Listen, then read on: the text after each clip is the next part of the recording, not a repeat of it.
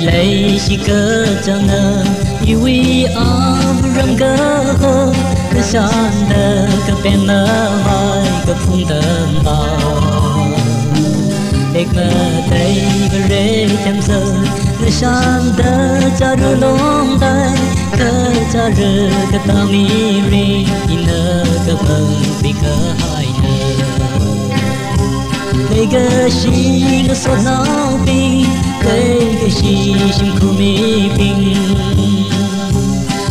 khả năng nó xa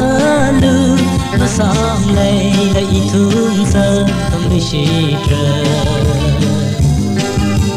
mà chờ bờ đi xa vư nó nào ý ốt có hai đời thân khờ vờ anh nuôi riêng và tơ ông vâng khi ra xa rời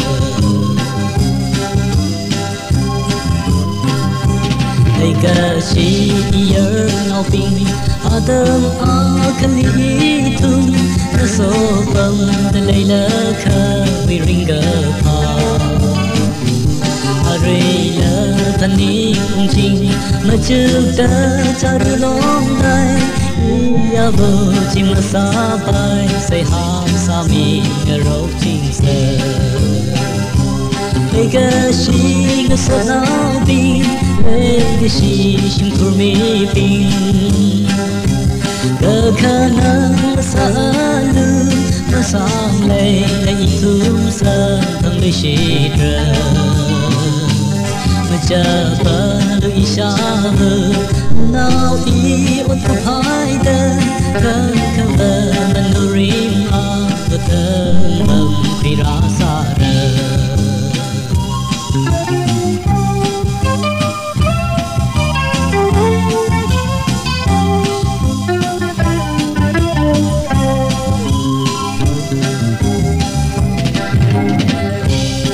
cái gì ở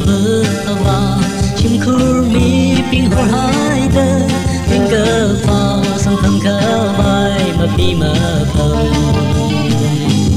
mà hôm giờ từ khơi lấy thấy mơ thấy sắc khơi vai say hao gờ xa mi mơ ai mi hai đời sông thăng nào giờ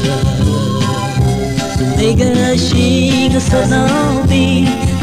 cái gì chim thu mi pin khả năng nó xa lư nó sang đây lại thương sớm thầm đi chỉ chờ mà chờ bờ đi xa vời nơi nào ý ốt có hai đời thân khờ vờ mình nuôi riêng và tơ mừng khi ra xa đời